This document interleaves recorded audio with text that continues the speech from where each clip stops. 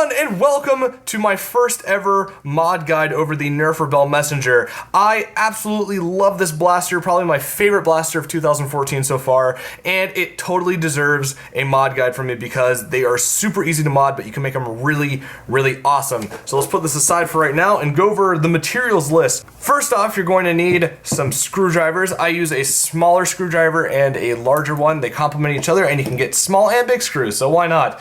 You're also going to need some lubricant, some new lubricant. I highly recommend you use silicone grease because it lasts longer than any other stuff that you can buy, white lithium grease.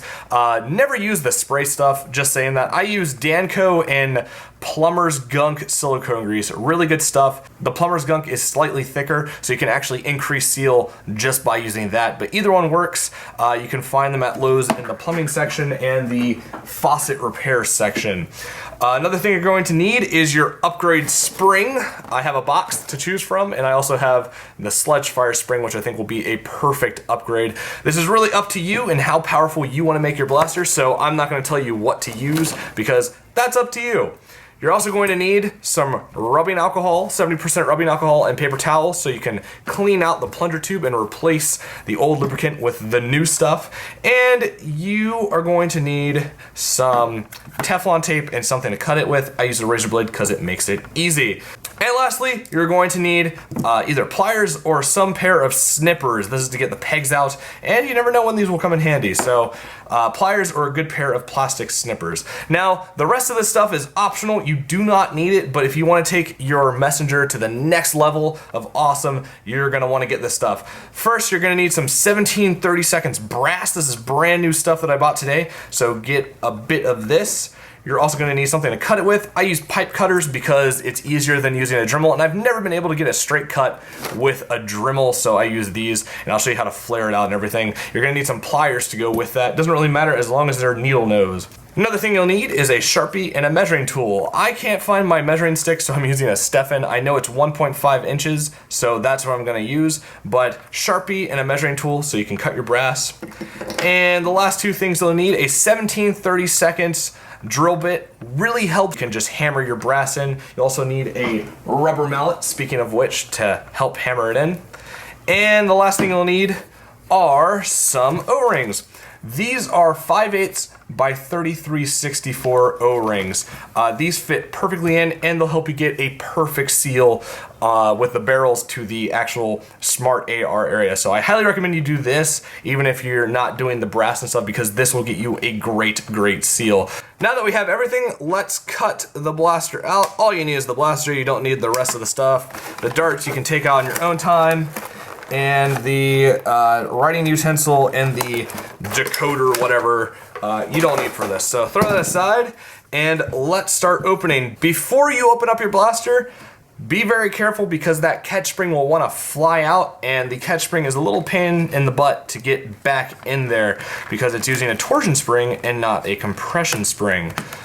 Once you open up your Messenger, you'll notice that there's really only two components that we need to focus on in here, and the catch you can just leave. You don't need to upgrade the spring at all because the torsion spring in here kind of is the opposite of the regular catch springs that you're used to. Instead of not being able to hold the prime of the blaster, it actually just won't fire it, and I believe that's because it bends a little too much for it to actually do anything. So we do not need to focus on that right now. So pull out your two main components, and you can just pull them apart. They're friction fit together, and we'll focus on that later. For right now, put your plunger tube aside and put the main body aside, and we're going to focus on this part. So this is your smart AR system. Air comes in here, and then it engages all up in this. So what we're going to need to do is unscrew the barrels from this. Do not worry about these little latches. They are not important. So take your screwdriver, just come down the front of the barrels, and unscrew it. And that's really all you have to do to get them off. It's that easy. So like I said, don't bother with these because they are unimportant. So right now we're gonna take off the dart pegs so you can use Stefans and other darts such as Streamlines and not just Elite darts. So come in with your snippers or your pliers, press down the air restrictors, and just cut as they go flying across the room. And they make really good epoxy stirs if you feel like saving them. I save mine because they are really nice to have. So just cut them down. This takes literally seconds and you are done. If you have decided to go the O-ring route, like I have, 33/64 fit perfectly in here. It's actually quite surprising how perfectly they fit in there.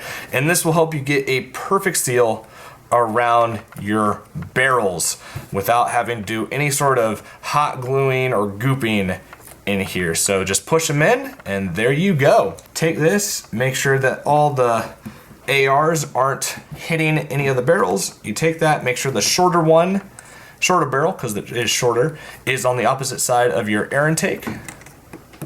And screw it down. And make sure it's nice and tight against those O-rings. Don't do it too tight or you might strip your screw or break some plastic, but there you go. Put that aside for right now, and let's go to our plunger tube. The plunger tube is held together with one screw, so all you have to do is take that out and pull this out, and you can put the plunger tube aside because we're going to be focusing on the plunger rod and the plunger head. Kind of like with the Trident and a Jolt, the screw is up at the top, so we're gonna unscrew that. The spring isn't too hefty, but we're gonna need it in order to measure our new spring. So measure your new spring up to it, and you're gonna want to cut it about the length of the stock spring, so about a coil and a half for me. And you can take your Dremels or a good pair of pliers and just cut your spring to the desired length. Before I continue, the length of your spring really depends on the thickness and length of the spring you want to replace it with. You may need to shorten it down even more if the compression does not engage the catch on this ridge, or you could leave it this length or longer. It really depends on the spring you're using. So I believe this is going to be long enough, but in order to make sure, we're going to need to test it. So put your plunger head back onto the plunger rod with your spring in there, and just put your blaster back together and screw in the back 4 screws, and just make sure it catches and fires nice and easy. So once I do that and know that this is a good length, or if I have to cut it down even more, I'll come right back. Now that I know my spring combo is good and it engages the catch, what we're gonna do is we're going to replace the lubricant in our blaster. So unscrew everything. And what you're going to want to do is you're going to want to test to make sure that the seal is good or how bad it is already. So take your pinky, stick it into the hole, make sure you fill up that gap right there, and you're going to put it in, and you're just going to do that. And mine is really good, near 100%. So now what we're going to do is we're going to replace the stock lubricant. You're going to need your paper towel and rubbing alcohol for this. If you don't want to replace it, that's fine. As long as it has a good seal, you're ready to go. But I like to replace all my stock lubricant with silicone grease. So you're gonna take some rubbing alcohol, pour it onto the paper towel, you're gonna clean off your O-ring, then you're gonna take it and you're gonna stick it into the plunger tube and just wipe it all around to get all that stock grease out of there. You wanna wipe it really, really well. Take your lubricant of choice. I'm using my silicone grease, but the Danco one, and you're gonna just coat the inside. I like to start from the back and then push it to the front with the plunger head. So just do that. Make sure you get it all coated. Take any of the extra grease that's on top of the plunger head. You can kind of dab it around the O-ring. And then I take another smaller scoop and I put a little bit further in there and just go to town on it. You want the entire plunger tube to be nice and coated. So once you have that done, you're gonna wanna put everything back together. If it's sticking out a little bit in the back here, if there's a little gap, that is perfectly fine.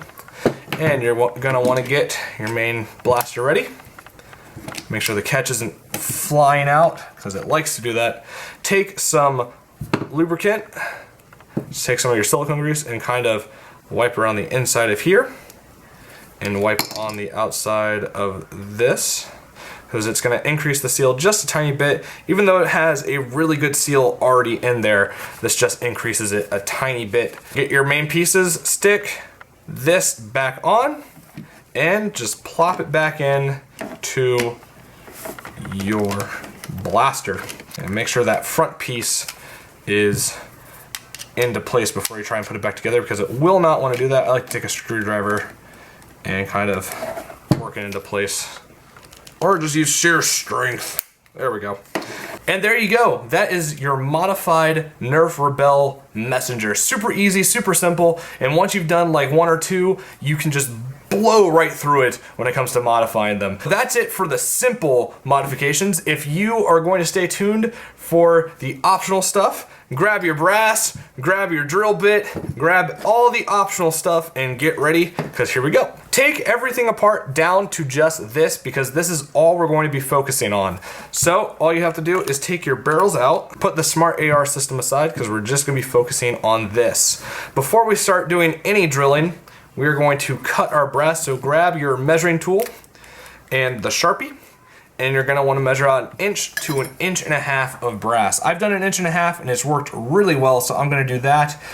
If you're using a lesser spring combo, then you're gonna wanna do 1 inch. So get your brass and just mark it out. After you've marked out your first segment, grab your little pipe cutters or whatever you're gonna use and cut it out. If you're using pipe cutters, I have a little trick for the end of this, so give me 1 second while I get this piece out. Once you get a little piece cut out, you'll notice that the end is slightly bent inwards from the pipe cutters. All you have to do to fix this is take some pliers and gently work it back to the original dimension. In order to check on how you're doing, get yourself a dart and just slide it in. Make sure it's nice and smooth and that there's no rough edges. You'll definitely know there's a rough edge because you'll hear it cutting through the foam. Mine has a slight rough edge, so grab a razor blade or sandpaper, or both, and just kind of get all that excess brass off there. Test it again, so that feels really good on both sides. Cut out the rest of the brass and do basically what you just did. Okay, I have my 3 pieces of brass cut out. Now let's focus on the barrels. This is where you're gonna need your 17-30 seconds drill bit so you can widen up that hole. What you're gonna do is you're gonna take a piece of painter's tape and mark off 1.5 inches and put a piece of tape around it so you know how far to go in. I have my drill all set up. I put the tape about 1.5 inches. And please, before you start drilling, remember to do it on the opposite side of where these little inner lines are. So, let's get to work.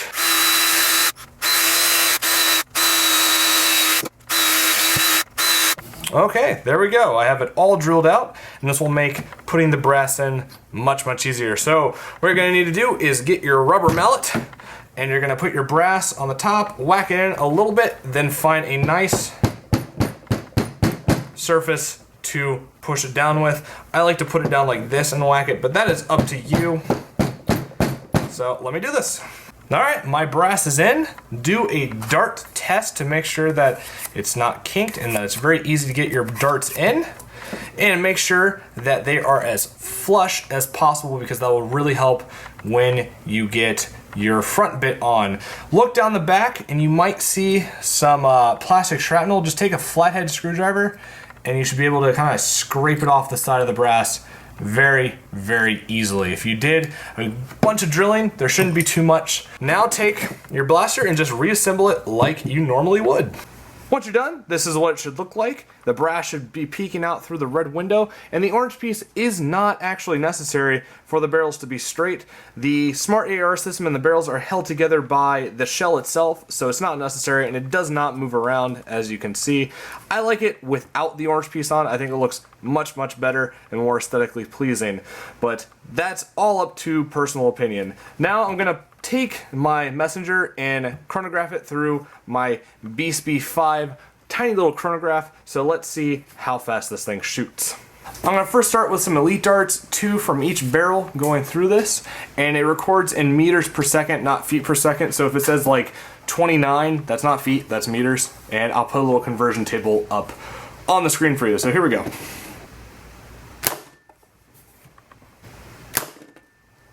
That was from the top left barrel if you're looking down the blaster. This is from the top right. And the bottom barrel. My dinky chronograph couldn't register any of the Stefan shots, but just to show you a bit of the damage it can do, I'm just gonna fire it about a foot away from this box. So let's see if it can punch through or make a nice dent.